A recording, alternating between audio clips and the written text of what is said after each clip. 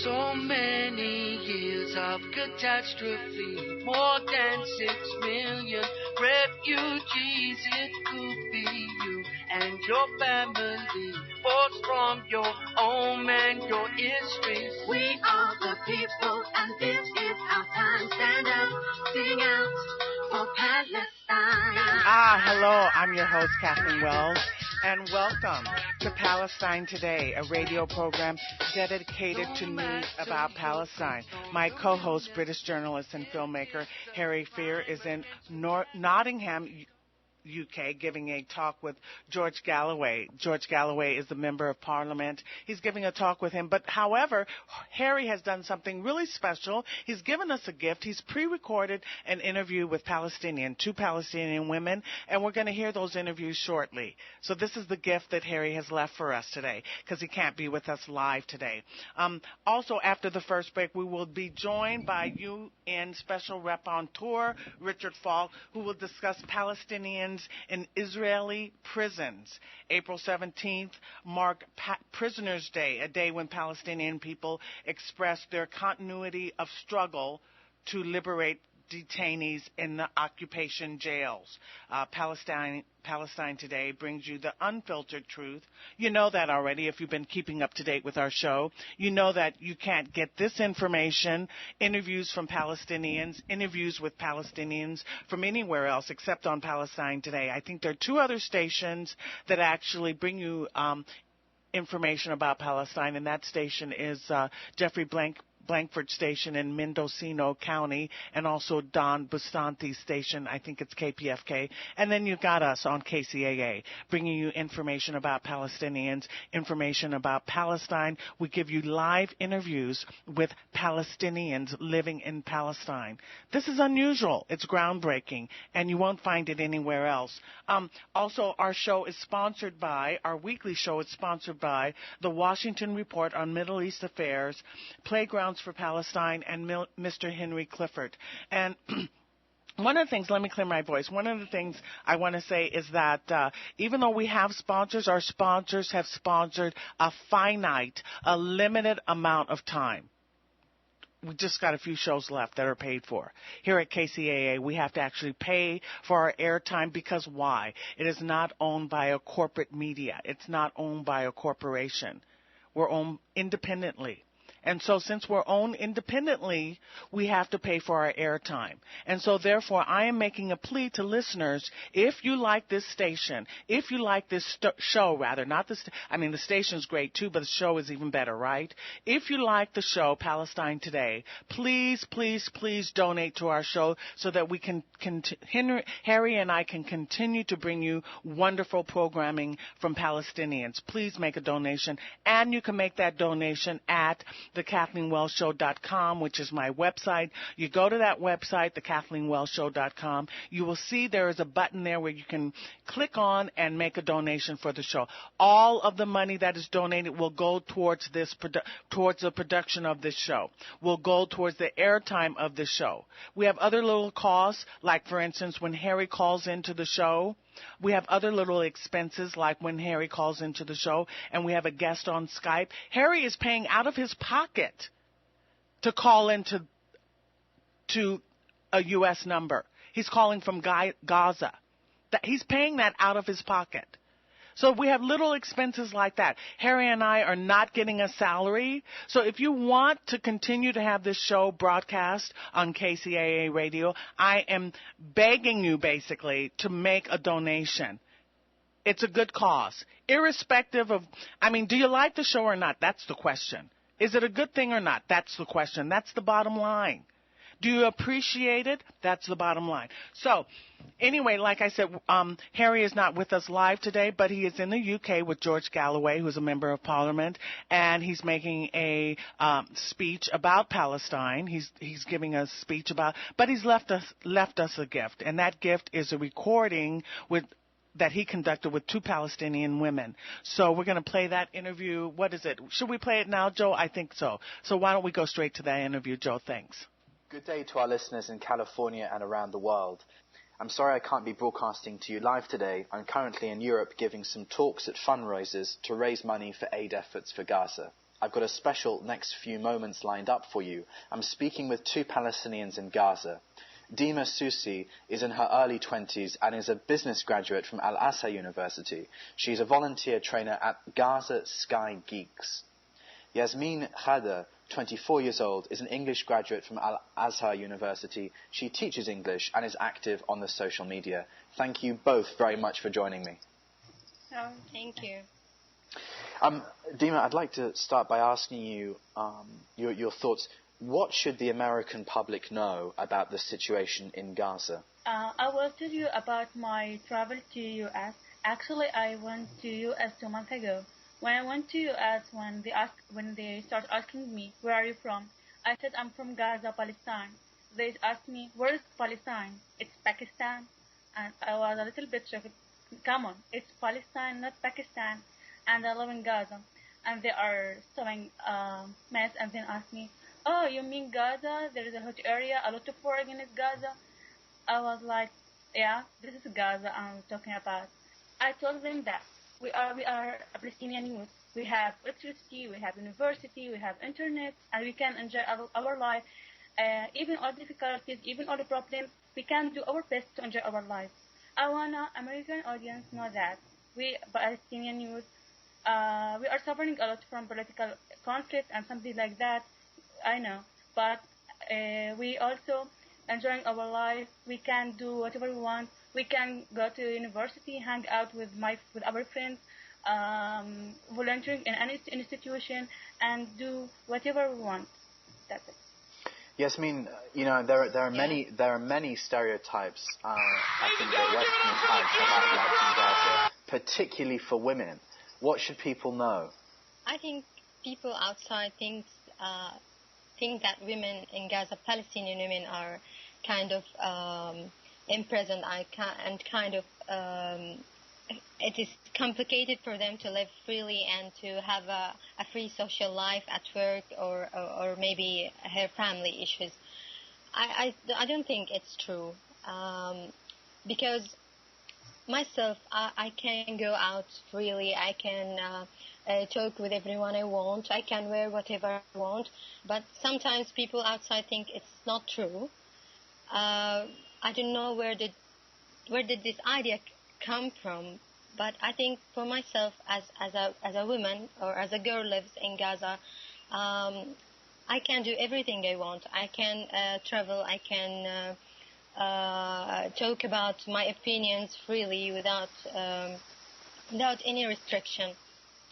I would just like to ask you, following the recent war in November, what happened after the war finished? I mean, for many people, they were faced with the most terrible tragedies in life. But what generally, following the war for Gaza, what followed the war? I mean, how did Gaza go back to some kind of normality? This is to Yasmeen and Deema. Okay, it was hard on us to continue our life or to go back to the normal life that we were living after the previous one in 2009. It was really hard on us to continue, but we survived, and we had the ability to continue our life like we did before and like we always do. Deema. Actually, you can't imagine how much it's difficult to live under war, under fire, just to keep thinking, I will give a life tomorrow or not. It's very difficult, I know, but when I want to talk about myself, actually I suffered enough from the last war, but more attention must be given to kids living in Gaza.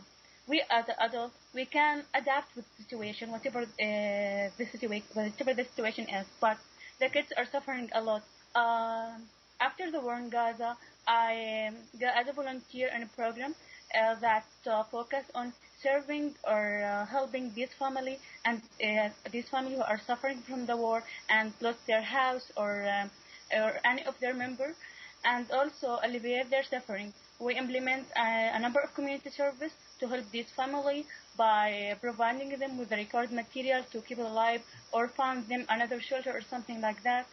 Actually, when I went to the area that suffered enough from the war, I keep watching at them and saying, Ya Allah, what they are doing. They are doing nothing, but they are Palestinian people. So that all of this put or kill them or hurt them just because they are Palestinian. Deema, what would justice in terms of the conflict being resolved, what would that mean to you? Justice to me means that when all Palestinians can travel and can visit any city in their country without any problem, without waiting any permission from any other side, when people, when siege against Gaza is break down, but it's important to mention out that even the siege against Gaza and even all the problem against us as the Palestinian people, we still have a hope and we're still working on achieving our dreams. We have a small window to talk to the world, which is social media. We are active on social media. We can talk to the people about what's going on here in Gaza in specific and in Palestine in general. And now our voice is reaching to you as Israel's radio show. Yasmeen, question for you. What are your hopes as a Palestinian woman for what will happen with the conflict? I mean, how do you see the situation with Israel and with Gaza changing in the future for the better? It's hard to predict what is going to happen regarding this conflict, the Palestinian-Israeli conflict. But everybody wants peace. Everybody wants to have a peaceful life, to enjoy his life or her life in Gaza without danger, without having or without being under attack every while and then. I just hope we could find a solution to this conflict. It's just all about peace. If we could make this happen, then I think nobody wants anything else. I just wonder, do Palestinians in Gaza realize the extent to which Westerners, particularly most gravely in America, are really brainwashed and ignorant about what's going on in Gaza and about the oppression? They don't really stand much of a chance to know the truth, actually. Is that something that Palestinians generally realize? Yes, of course. But we try to help and we try to improve the image of the news that is spread through the Western media, even if it's in U.S. or in other countries in the world. I think social media helped us a lot throughout the war and both wars. And social media throughout Facebook or Twitter, it helped us a lot to spread the news, to talk about the real situation that is going on the ground. I think we did a lot of efforts to spread the truth and to make people outside know what is really happening here. Deema, what do you think about that? I think that every human are dreaming of peace and justice, but there is no peace without justice. In order to achieve peace, we have to be justice and respect each other. The Western media focus on showing that Palestinian people are terrorism, they are killing others or something like that. But the truth is not like that at all. The truth is that we are people, we are person, we are human. We don't do anything. We want to live in our country in peace. We want to visit Jerusalem. We want to pray at Al-Aqsa Mosque. We want to travel safely without any border, without any difficulties, and that's not allowed for us as a Palestinian. To me, as a Palestinian, in order to visit Jerusalem and pray at Al-Aqsa Mosque, which is right to me, because you can't imagine Gaza and Jerusalem. There is only 2 hours between these two cities, but we are not allowed to do that. Why? Because we need a permission from Israeli occupation, and they don't give us this permission. And also, if we want to visit our friends or family in West Bank, we are not allowed. Why? Because we need a permission, and we are not allowed to get this permission. I think all of us wanting peace and dreaming of it, in order to achieve peace, we want to achieve justice at first. Deema, a very quick response to this, if you would. Do you believe in a 1 or 2 state solution? I don't believe into this solution. This country for one nation, for one identity, for one people. And Yasmeen, the final 45 seconds to you. What do the international community need to do to help, if they should do anything? The international communities, they could stand by us. I mean, to know what the side that is the victim, and to know who starts the war, and where are the innocent people who get killed every day. I think to know more. I mean, they must help to spread the news, to let the world know more about this conflict, because I think a great majority of people still don't know anything about this conflict, still doesn't know anything about us, about the Palestinian kids who are suffering every day here. I think spread more awareness is what we need now. To Deema and Yasmeen, thank you so much for joining me. Thank you. Thank you so much for you. So we were just listening to we were listening to an interview that Harry Fear conducted of two Palestinian women, Deema and Yasmeen, in Gaza. And they inquired, they talked about peace, what they wanted, what were their desires, how can the international community become aware of what's going on. They also addressed the issue of the two-state solution versus the one-state solution. Here in the Western media, we're focused on the two-state solution. Well, many Palestinians want the one-state solution, and in fact, we're going to have a show focused exclusively on that, and we'll get the perspective of Palestinians talking about why they desire the one-state solution. So, peace and justice, awareness for the international community. They touched on the fact that the Western media has been propagandized, misinformed as to what is actually taking place. The question I have for my listeners is, if you are an aggressor or oppressor, can you also be a victim? That's the question on the table right now today, and we're going to take a break. When we come back from the break, we will be joined by my guest, UN Special Rapporteur, Richard Falk, and we're going to talk about Palestinians and Israeli prisoners. April 17th marked Prisoners' Day, and so we're going to focus on that. We'll be back right after the break. And your family, forged from your home and your history. We are the people, and this is our time. Stand up, sing out for Palestine. Can you smell the aroma of sweet, delicious fruit and flaky, melt-in-your-mouth crust? What is that? It's Cobblermania. Cobblermania is a specialty dessert company founded several years ago that sells delicious fruit cobblers that are baked daily and sweetened with diabetic-friendly agave. Agave, you ask? Yes, it's like sugar, but not sugar, and better than sugar. Cobblermania cobblers are sold at the Torrance, Hollywood, Culver City, San Dimas, Marina Del Rey Farmers Market. Also, apple and peach are sold daily at the Golden Bird in Los Angeles. You know Golden Bird that sells the fried chicken? At 83rd and Western, daily apple and peach cobblers. And yes, guess what? They're coming to the Pomona Fairplex Truck Fest. In fact, they're there right now, Thursdays from 5 p.m. to 9 p.m. at Gate 1. Some of the favorites: peach, apple, mango, blueberry peach, blackberry, apple, white peach. If you go to the Pomona Truck Fest Gate 1 on Thursdays from 5 p.m. to 9 p.m. and mention me, Kathleen, you'll get something special. You don't want to miss it. I've had them. They're delicious.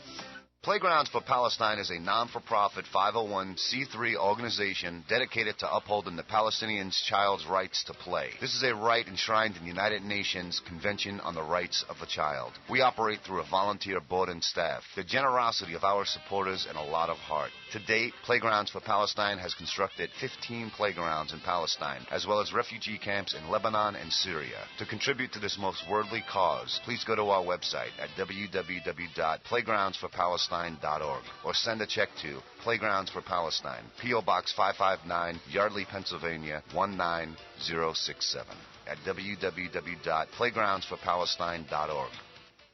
Are you fascinated by the Middle East, but worried that U.S. foreign policy may lead yet to another war? Do you care about civil rights? For the past 30 years, the Washington Report on Middle East Affairs has brought its readers the real news, minus the corporate media spin. Read about Palestinians trying to survive the world's largest occupation. Learn how your hard-earned tax dollars fund that illegal occupation. Find out how much your members of Congress has received from pro-Israel PACs, and much, much more. Visit the Washington Report's website, www.wrmea.org, or call 888-881-5861 to request a free sample copy. Better yet, subscribe. It's only $29 for 9 issues. Mention Palestine today and get a bonus gift. Weekends are made for listening at KCAA News Talk 1050 on your AM dial. So many years of catastrophe, more than 6 million refugees. It could be you and your family, forced from your home and your history. We are the people, and this is our time. Stand up, sing out for Palestine. Welcome back to Palestine Today. We just heard the 2 interviews that Harry conducted with the 2 Palestinian women in the Gaza, and they touched on their desires, their dreams, what they wanted the international community to know, what was important to them. They focused on the one-state solution, and as I mentioned before, we will have a show specifically centered on the one-state solution versus the 2-state solution. So now we're going to bring on my guest, Professor Richard Falk. As I mentioned, April 17th marked Prisoners' Day, a day when the Palestinian people expressed their continuity of struggle to liberate detainees in occupation jails. It's a day of freedom, a day of refusing injustice, change, and the dominance of occupiers over their life and dignity. And so Professor Falk is going to join me today to talk about Palestinians in Israeli prisons. Professor Falk, thank you for joining me this afternoon. Thank you, Kathleen. I'm always happy to be on your program. Oh, I'm so happy to hear that. Professor Falk is a regular guest on my Wednesday show, the Kathleen Wells Show, and on that show, we do discuss the Israel-Palestine issue, amongst other things. So, Professor Falk, would you give us an overview of Palestinian prisoners in Israeli prisons, in Israeli jails? Give us an overview.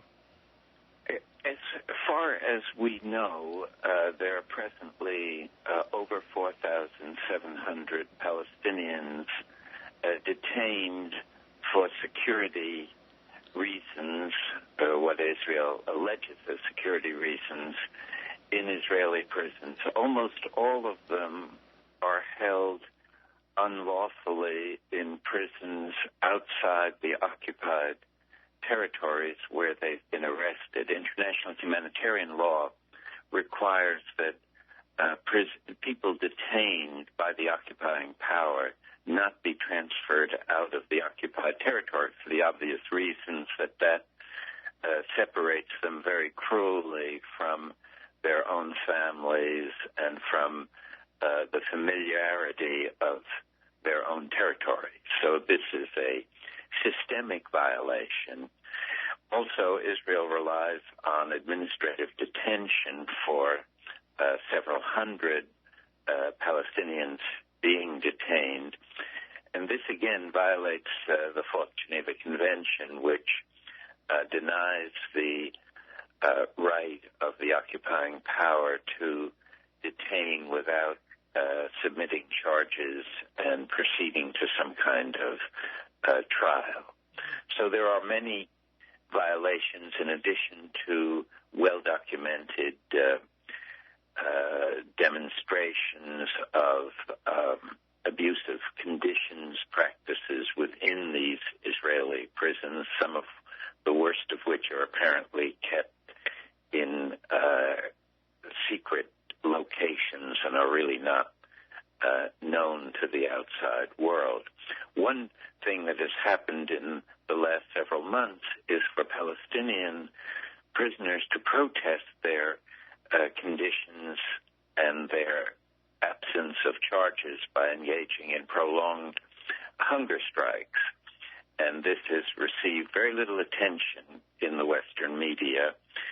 And Israel, sometimes to avoid creating Palestinian martyrs by having hunger strikers die, have agreed to release these individuals, but in a very cruel way, by deporting them to Gaza, even though their home is in the West Bank, so that it is kind of like an extra punitive measure imposed on top of the prison sentence, and done without any consideration for their medical condition or humane treatment. So this is a very cruel regime of imprisonment that is unfortunately more generally characteristic of the kind of occupation that Israel has maintained in the West Bank and Gaza, and to some degree in East Jerusalem as well. You know, I neglected to give your credentials for those who aren't familiar with Professor Richard Falk. Let me say that he is a professor emeritus of international law at Princeton University and has been appointed to 2 United Nations positions on the Palestinian territories. In 2008, Professor Falk was appointed by the United Nations Human Rights Council to a 6-year term at the United Nations. So, Professor Falk, you know what you're talking about. You know, I hope so. I try at least to find the most accurate information and to give voice to the suffering and ordeal of the Palestinian people, which is so rarely heard in an honest way in this country particularly, and even within the framework of the United Nations, because the official representatives of the Palestinians within the UN, the Palestinian Authority, are themselves to some extent compromised by their dependence on external funding and their security forces having been trained by the U.S. That's interesting. So I know that you have written a powerful review titled Reading Palestinian Prison Diaries, which is a review of diaries written by Palestinian prisoners. Can you touch on that review that you've given? Yes, this is, I think, a text that anyone really wanting to understand the prison experience of Palestinians would do well to obtain. It can be obtained, I think, through the Internet. And it basically consists of relatively short excerpts from the journals and diaries of 22 Palestinian prisoners.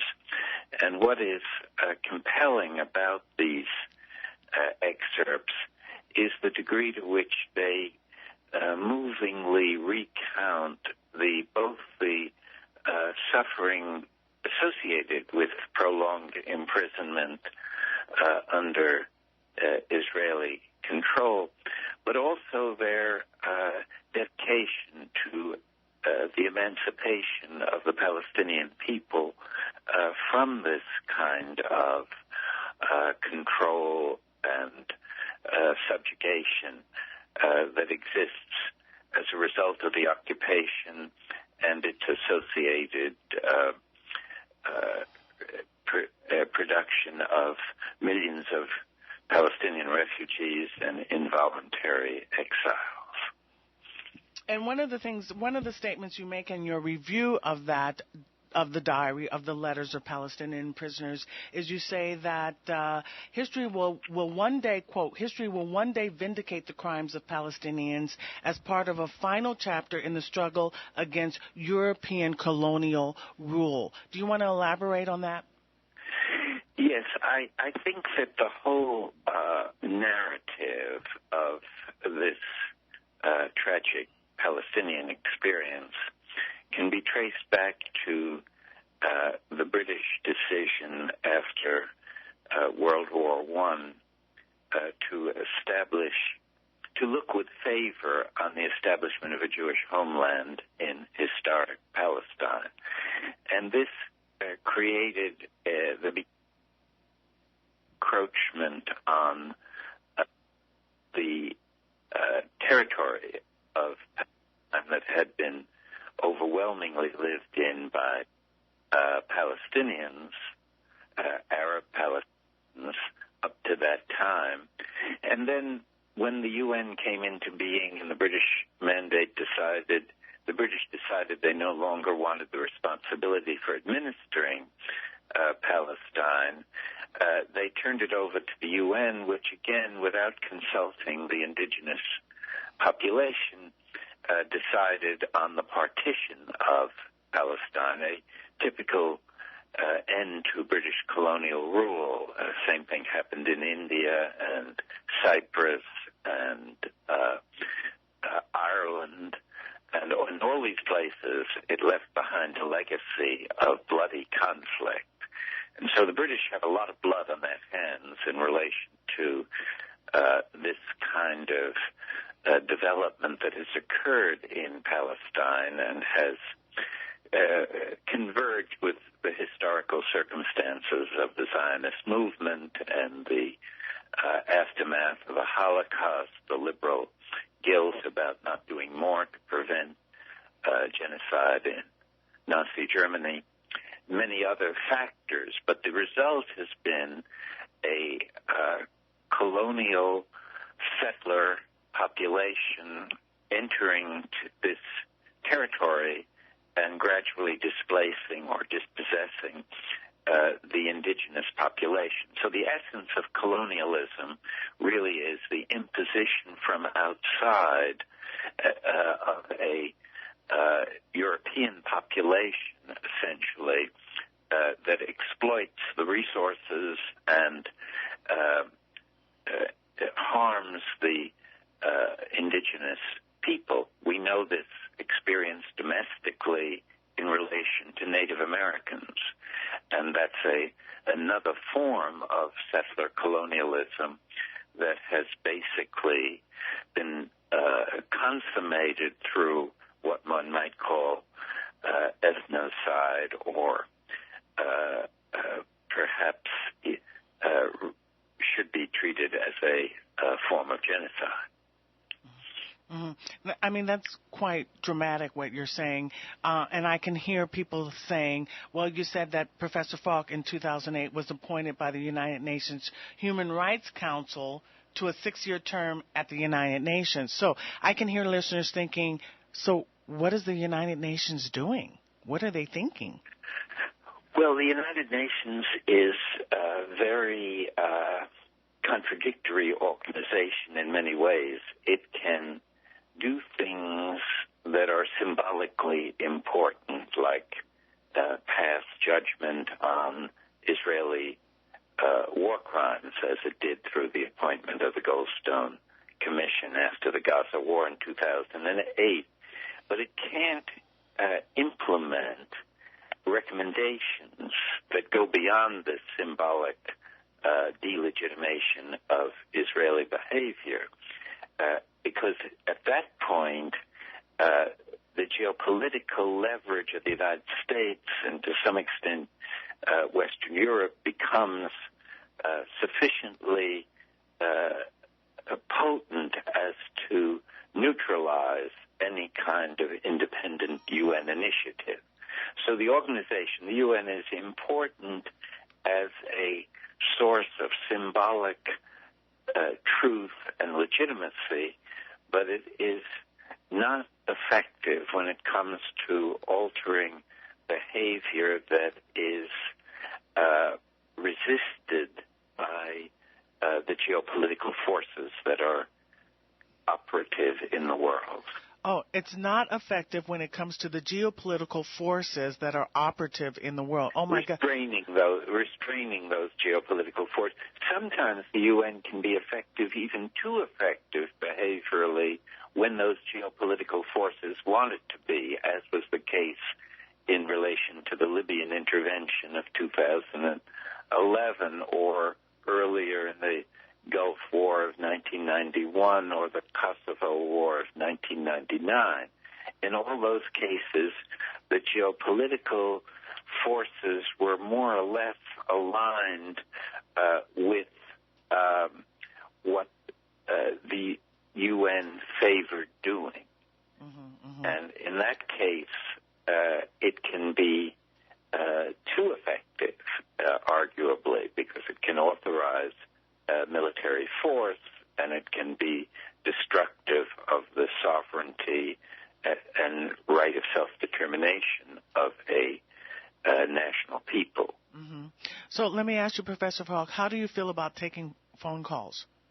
Are you open to it? Oh, it's fine with me. Okay, that's fine. It's good with you. Yeah, it's good with me. So why don't we go to a break, and I'll open up the phone line, and if listeners are out there and interested in asking Professor Falk a question, please feel free to call the toll-free number, which is 888-909-1050. That's 888. It's a toll-free number, and you can also call via Skype using that same number, 888-909-1050. We're going to go to break, and when we come back from the break, if you'd like to phone in and ask Professor Falk a question, he's the man to ask questions. Okay, we'll be right back. Of catastrophe, more than 6 million refugees. It could be you and your family, forced from your home and your history. We are the people, and this is our time. Stand up, sing out for Palestine.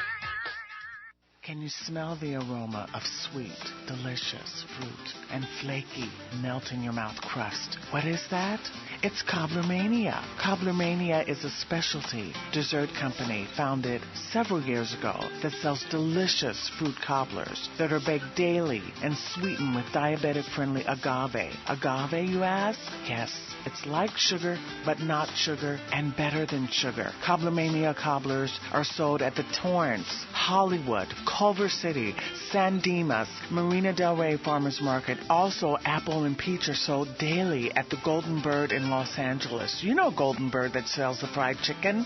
At 83rd and Western, daily apple and peach cobblers. And yes, guess what? They're coming to the Pomona Fairplex Truck Fest. In fact, they're there right now, Thursdays from 5 p.m. to 9 p.m. at Gate 1. Some of the favorites: peach, apple, mango, blueberry peach, blackberry, blackberry, apple, white peach. If you go to the Pomona Truck Fest Gate 1 on Thursdays from 5 p.m. to 9 p.m. and mention me, Kathleen, you'll get something special. You don't want to miss it. I've had them. They're delicious. Playgrounds for Palestine is a non-for-profit 501c3 organization dedicated to upholding the Palestinians' child's rights to play. This is a right enshrined in the United Nations Convention on the Rights of the Child. We operate through a volunteer board and staff, the generosity of our supporters, and a lot of heart. To date, Playgrounds for Palestine has constructed 15 playgrounds in Palestine, as well as refugee camps in Lebanon and Syria. To contribute to this most worldly cause, please go to our website at www.playgroundsforpalestine.org or send a check to Playgrounds for Palestine, P.O. Box 559, Yardley, Pennsylvania 19067 at www.playgroundsforpalestine.org. Are you fascinated by the Middle East, but worried that U.S. foreign policy may lead yet to another war? Do you care about civil rights? For the past 30 years, the Washington Report on Middle East Affairs has brought its readers the real news, minus the corporate media spin. Read about Palestinians trying to survive the world's largest occupation. Learn how your hard-earned tax dollars fund that illegal occupation. Find out how much your members of Congress has received from pro-Israel PACs, and much, much more. Visit the Washington Report's website, www.wrmea.org, or call 888-881-5861 to request a free sample copy. Better yet, subscribe. It's only $29 for 9 issues. Mention Palestine today and get a bonus gift. Close only counts in horseshoes. And here at AM 1050 KCAA.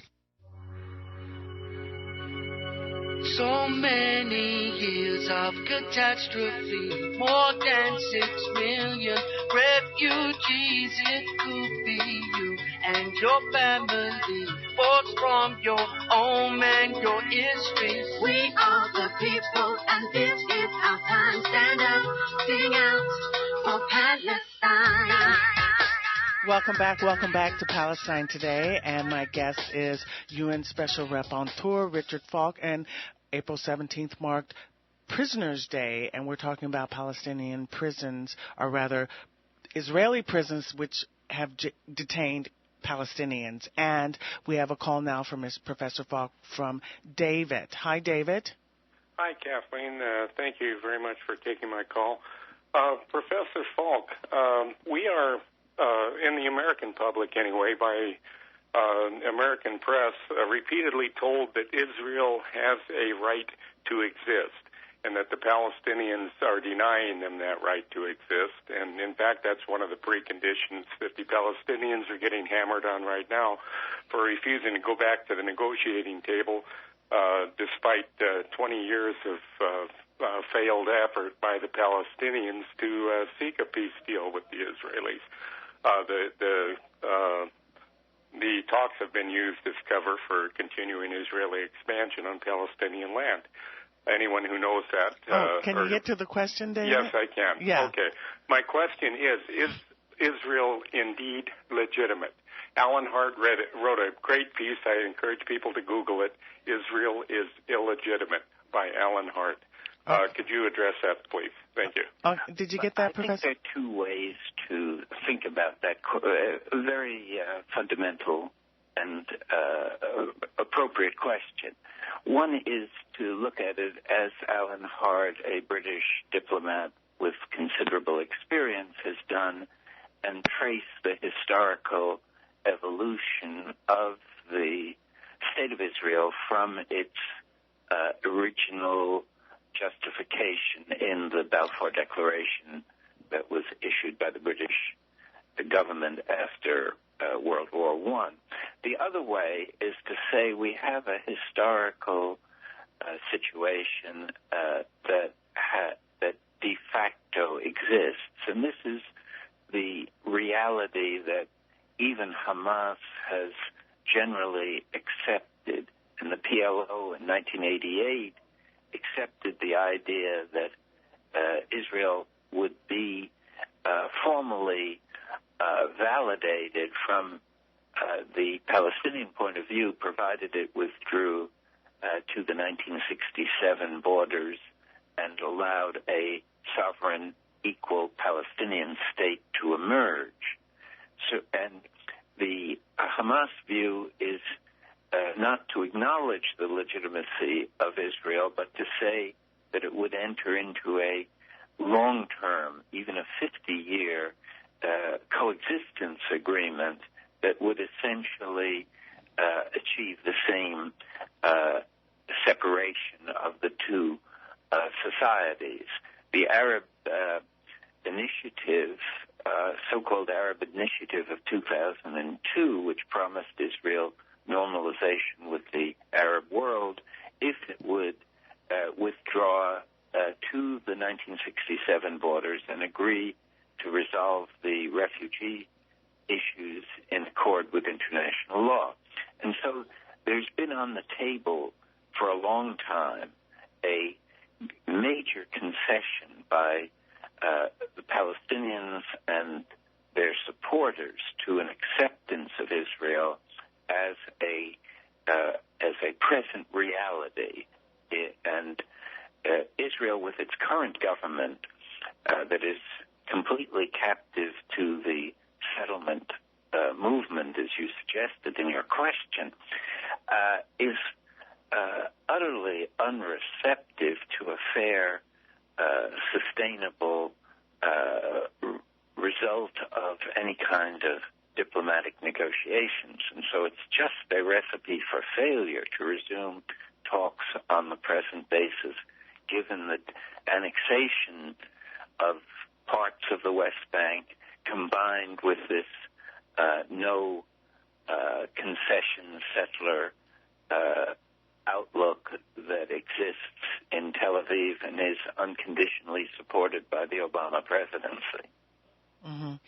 Well, I think David hung up. I was going to ask him if that answered his question, but let me ask you, Professor Falk, the question: would you characterize Israeli prisons as an abuse or a violation of international conventions and human rights?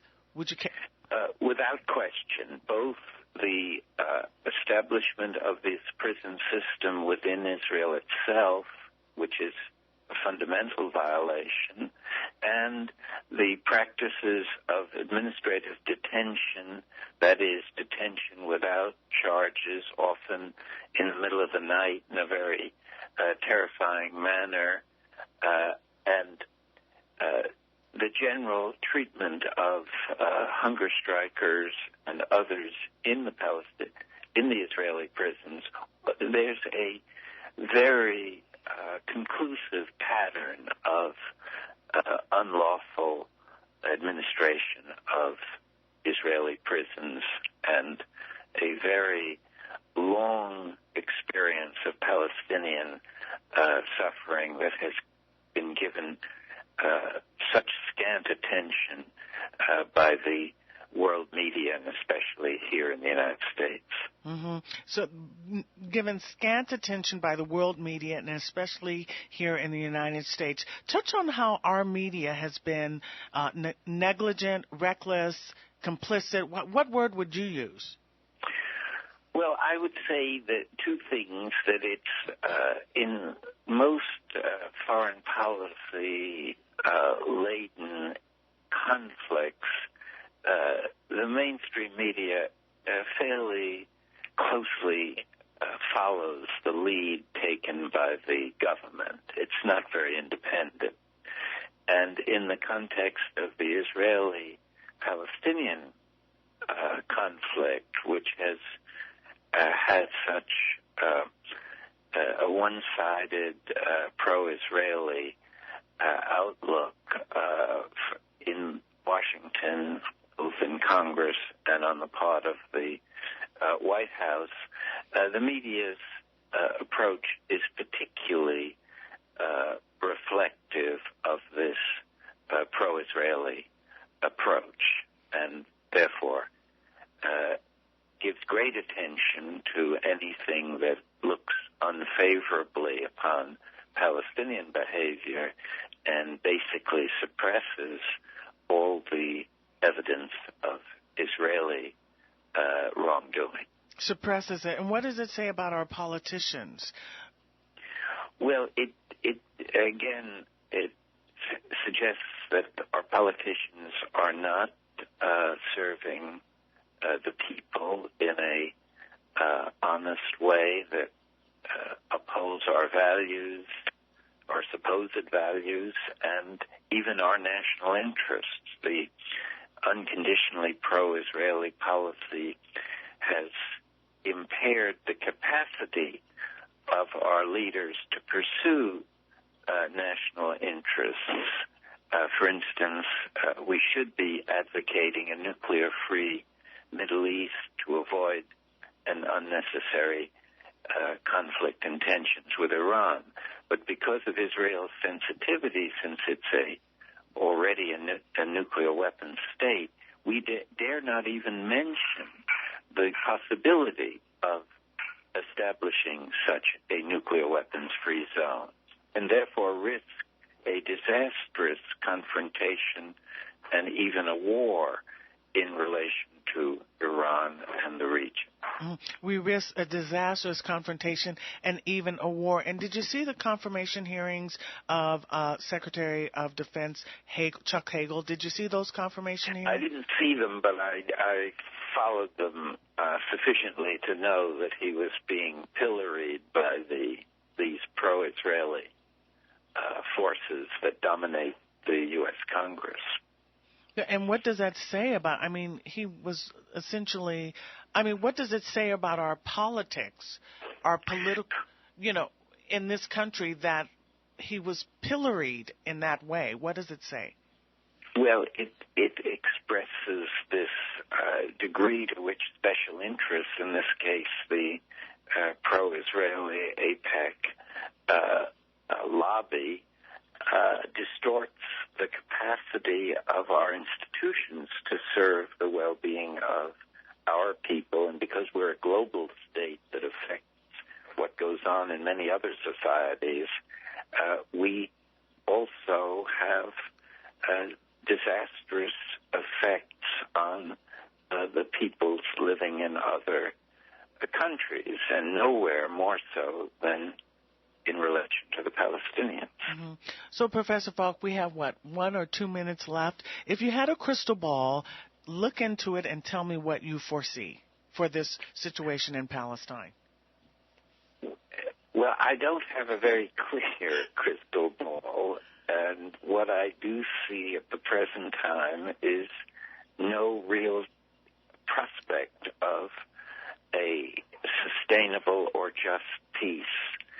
And I see continuing Israeli attempts to make permanent their occupation of the West Bank and their consolidated and unlawful control of Jerusalem, and the isolation and collective punishment of the people of Gaza. So what I see is pretty negative, but what I hope for and what I struggle for is a just and nonviolent resolution of this terrible ordeal that has afflicted the Palestinian people. And what is most encouraging is the growth of the global solidarity movement on behalf of the Palestinians that is centered on a growing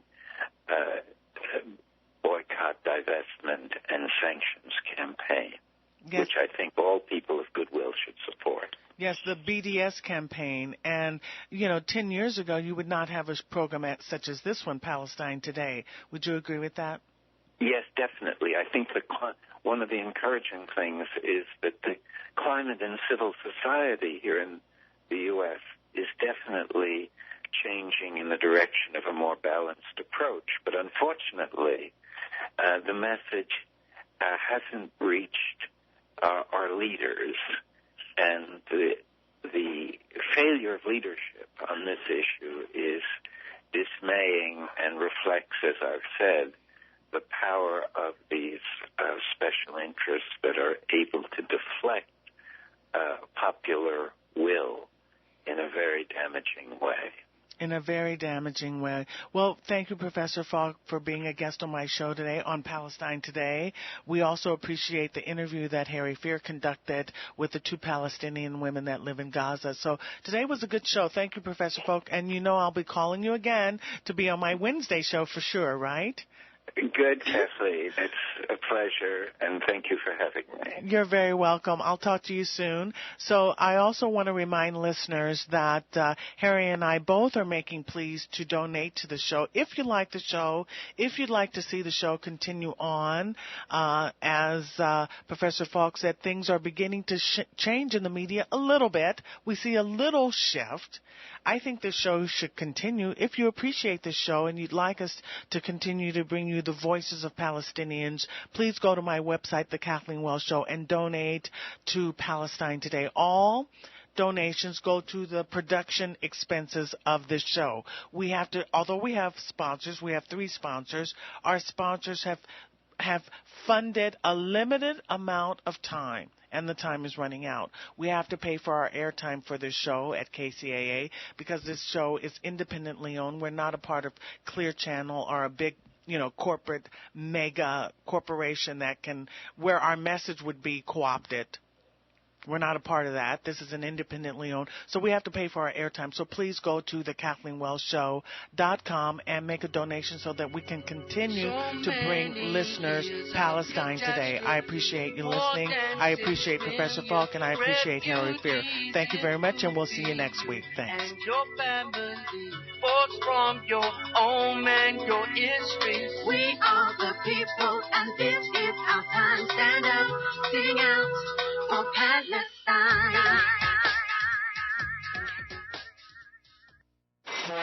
You're on board KCAA's Inland Talk Express. KCAA, Loma Linda, 1050 AM, the station that leaves no listener behind.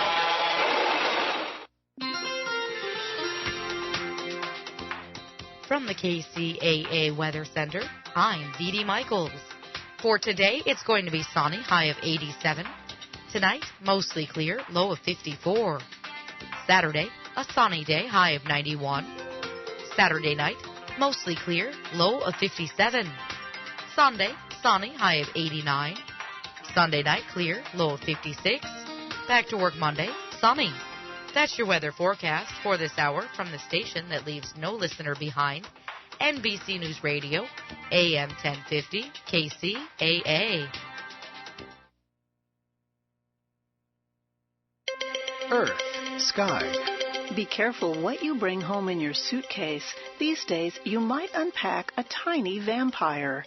Bed bugs are back, and they feed on human blood. Bed bugs have been with us for many thousands of years since humans lived in caves. By the early 1940s, they were mostly eradicated from the developed world thanks to strong pesticides. But today, fewer pesticides are in use, and people travel more. And so bed bugs have returned. They've invaded houses, hotels, nursing homes, dorm rooms, and even offices and movie theaters. Thousands of bed bugs can infest a single bedroom. They like couches, cushions, and especially beds. They sense your breath as you sleep, and they use heat sensors on their antennas to find exposed skin, an ankle or an arm. Then they stab their long beaks into your skin and suck out your blood. If you find yourself with itchy red bumps, welts, or a rash, bed bugs could be the reason. So look for the bugs. They're small, about the size of apple seeds. They're flat and oval-shaped, usually reddish-brown or a lighter straw color. They have antennas and cone-like eyes. Also, look for the bugs' shed skins on your sheets.